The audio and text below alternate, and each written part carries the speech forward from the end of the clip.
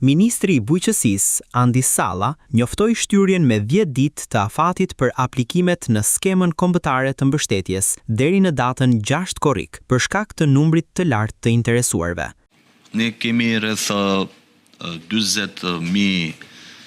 fermerë që kanë aplikuar deri tani. Pothuajse në të gjitha, në 12 masat që ne kemi, janë të interesuar për të aplikuar. Kemi në mbrojtjen biologjike, kemi në blegtori, kemi në bletari, një shifër goxha të konsiderueshme. Blegtoria, siç e përmenda, ka një numër të shtuar, sepse ka pas një interes, duke qenë se ne ulëm numrin e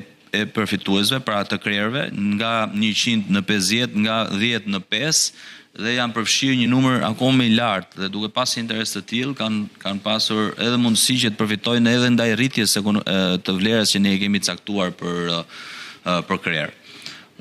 Është një mundësi që ne duhet të japim fermerëve edhe për pak ditë, pra edhe 10 ditë, sepse një interes i shtuar ditët e fundit, duke qenë se numri i aplikimeve ka qenë maksimal si asnjëherë tjetër këto ditë,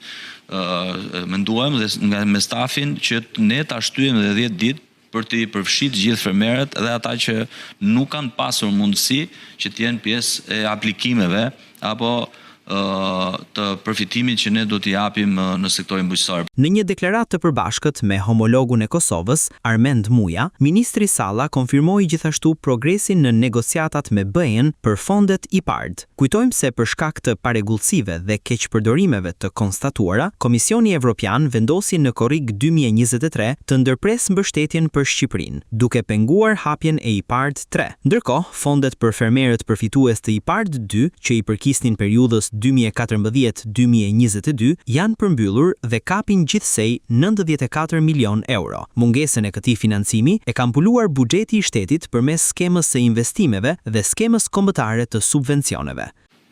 Presim në një delegacion nga për IPARD-in, pra për të takuar me ta në fund të muajit dhe në fillim të muajit për të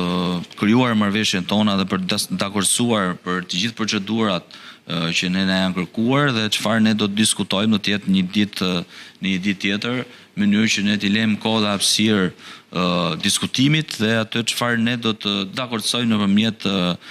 stafit që do të jetë pikërisht për IPARD-in dhe atë në komision që do të bëjë vlerësimin e procesit të IPARD-it. Jemi në proces të sipër dhe na duhet edhe shumë pak ditë deri javën që vjen për të shprehur zyrtarisht se